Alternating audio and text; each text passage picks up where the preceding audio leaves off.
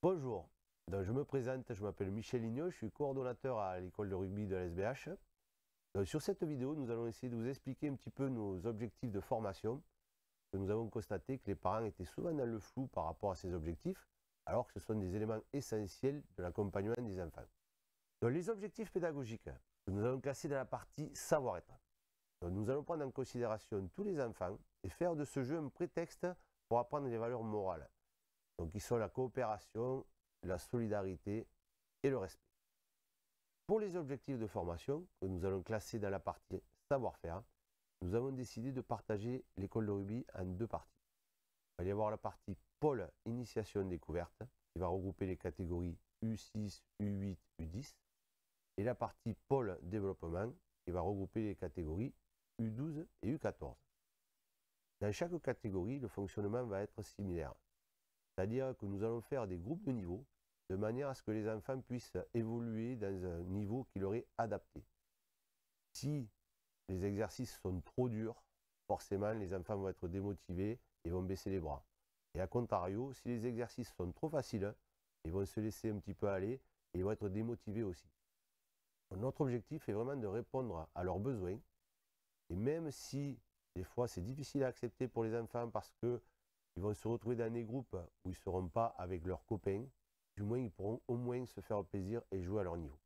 Ensuite, nous allons aborder 4 thèmes principaux durant tout l'apprentissage de l'école rugby. Il y aura donc l'évitement, la passe, le plaquage et le contact pour la sécurité, et le jeu au pied. Donc forcément, les groupes de niveau vont varier en fonction des thèmes choisis. Un enfant qui est rapide sera peut-être plus à l'aise sur des exercices d'évitement et sera plus en difficulté sur des exercices de plaquage. Donc l'objectif des entraîneurs et des éducateurs, c'est d'arriver à faire les bons groupes de manière à ce que chacun soit à sa place. Donc la mission principale de nos éducateurs est de former tous les enfants sur ces 4 thèmes prioritaires afin d'en faire des joueurs de rugby de demain. La notion de compétition va plutôt passer en second plan car nous nous apercevons qu'à cet âge-là, les différences physiques faussent souvent le résultat. Nous allons donc laisser le temps à chaque enfant d'évoluer à son rythme. Et si je fais une analogie avec l'école, on peut se demander si celui qui finit écrivain était vraiment le premier à maîtriser l'alphabet ou l'orthographe.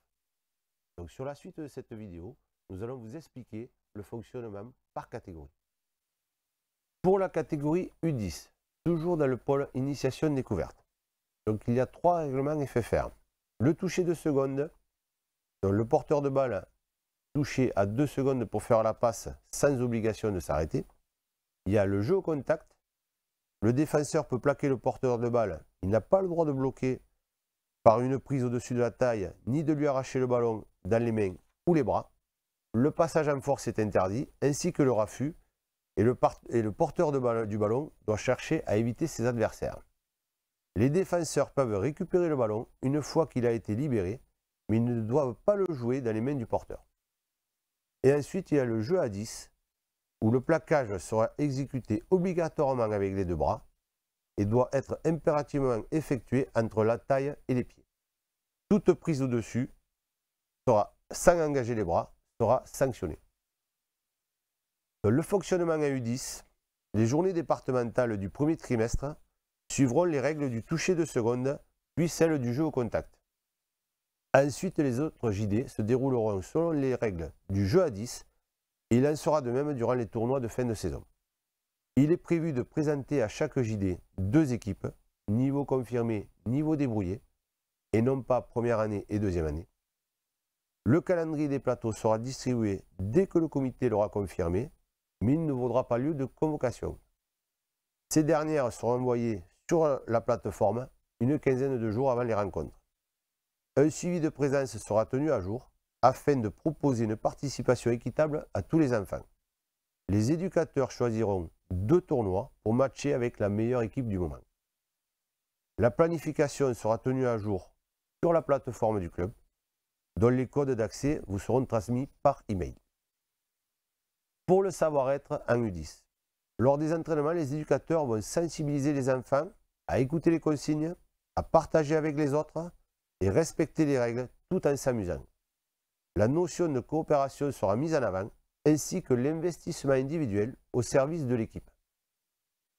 Sur le savoir-faire, les exercices proposés chercheront à favoriser le travail de motricité, la prise des espaces libres, l'avancée pour marquer, le jeu au pied, le contact et les choix tactiques. Les entraînements seront toujours ludiques et en toute sécurité.